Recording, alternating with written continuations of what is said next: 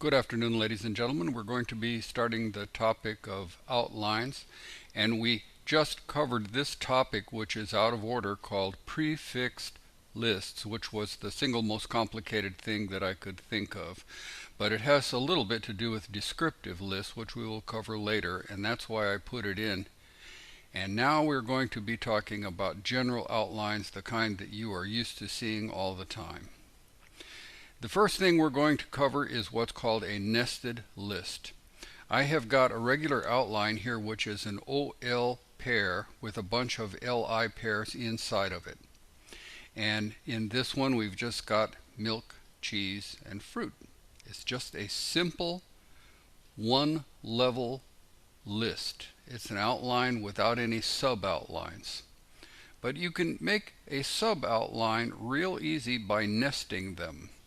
And that's done quite easily. You just take the whole darn outline, copy it, and then paste it. You paste it in after an LI pair anywhere. You can do it several times. Here I put it in after the first LI pair, but I could have put that red in after the second LI pair or the third. For that matter, I could leave this red one in here after the first LI pair and put another one after this one and this one. It's very easy to do. To demonstrate this, I just wanted to point out over here, this code right here will show the open and close brackets, and then this right here are non-breaking spaces. That's how this can show, but that's not the code itself. This is just for the demonstration of this video. Let's go to the next topic, where we're going to discuss this more. I have got some default blank lines. The default blank lines will show up on top here and here. But the default blank lines do not show up inside when you paste. Let's go over that a little bit more, and I will show you what that looks like. You can put in a title up here and a title here. And look what happens. You get a blank line automatically after the first title. That's on top of the OL, right?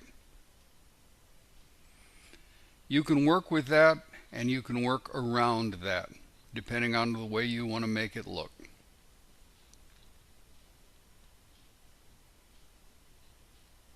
I had to put in a margin,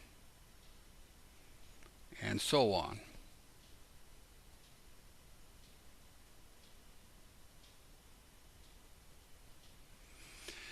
Normally when you have a nested thing like this, you have numbers on the outside, lower letters of the alphabet on the inside. And you have to specify that. And the way you specify that is this is default, but this one you put in type lowercase a.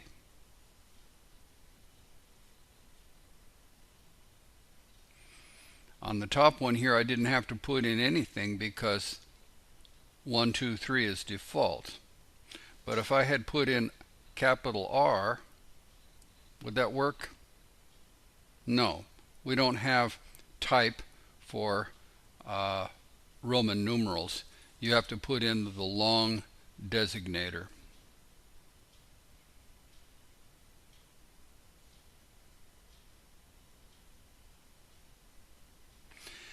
You can make yourself a grid if you want to. I don't see the point in it, but you can do that. I have got the upper one in default, the inner one as lower alpha. And if you want to do so, you can put that in your snippets. And let's go open up the snippets real quick, and I'll show you. I've already got it in there, OL2. Next. There it is, edit. and that's what it looks like. Well, if you want to use it, of course, all you have to do is type in OL2 right here, OL2, and then Control J. Boom, it just popped in. And in this one, I had the outer one as the default and the inner one as the lowercase Roman numerals. And then I put in Greek and so on.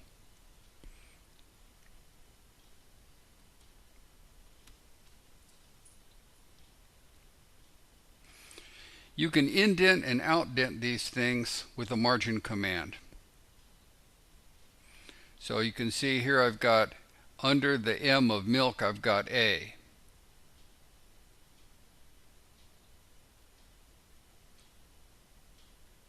But I went to the next level and I started to use the Roman numerals lowercase, and it looks funny. So you can move those things around with a margin command. And the margin commands, you just have to throw them in there.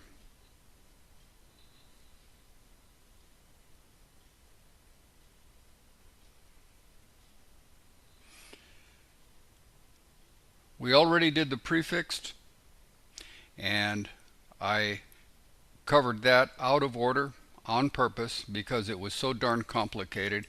It is the video prior to this one. We will continue after this video is over with the next video that shows more about how to do outlines. My name is Pop. I thank you very much.